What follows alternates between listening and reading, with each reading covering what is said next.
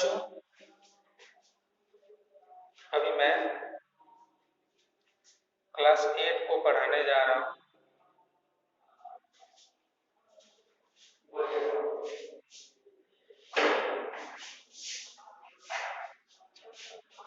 व्याकरण।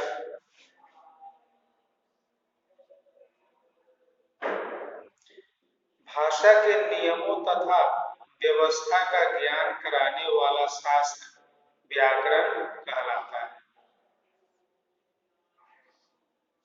व्याकरण के 3 अंग होते हैं: वर्ण विचार, शब्द विचार, वाक्य विचार। वर्ण विचार: वर्ण विचार के अंतर्गत वर्णों के भेद, आकार, उच्चारण, उत्पत्ति तथा उनके मेल आदि पर विचार किया जाता है। 2 में है शब्द विचार। इसके अंतर्गत शब्दों के भेद, रूप, उत्पत्ति, रचना, रूपांतर, बनावट, लिंग, वचन, काल आदि पर विचार किया जाता है। तीसरा है वाक्य विचार।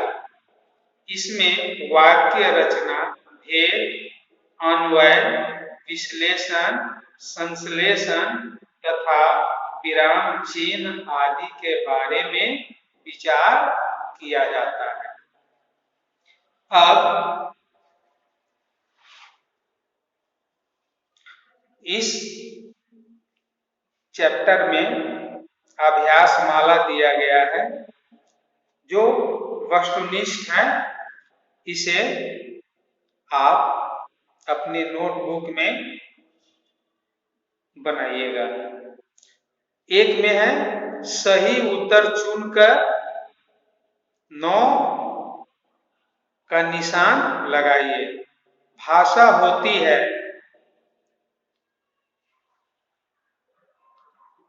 एक में ध्वनि चिन्हों की व्यवस्था, 2 में शब्दों का समूह। क्वेश्चन नंबर ख, यह भाषा का रूप नहीं है, लिखित 2 में नियम।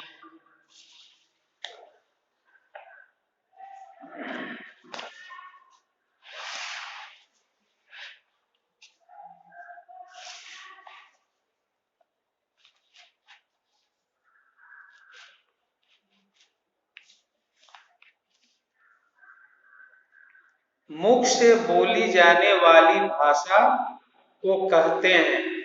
1 में लिखित भाषा, 2 में मौखिक भाषा। घ में व्याकरण सिखाता है। इसका ऑप्शन है 1 में भाषा के विविध रूप, 2 में भाषा के नियम। अंग, संविधान के अनुसार भाषा की राष्ट्रभाषा है।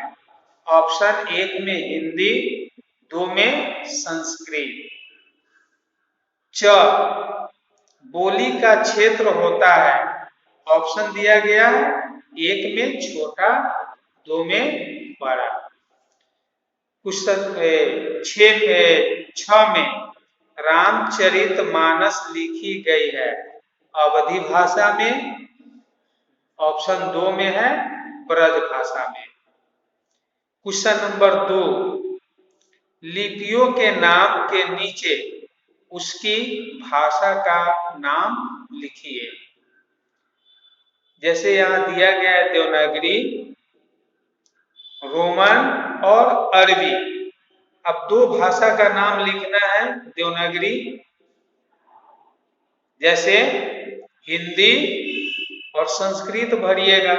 उसी प्रकार 2 रोमन भाषा का नाम लिखिए, 2 अरबी भाषा का नाम लिखिए। क्वेश्चन नंबर 3, रिक्त स्थानों की पूर्ति कीजिए।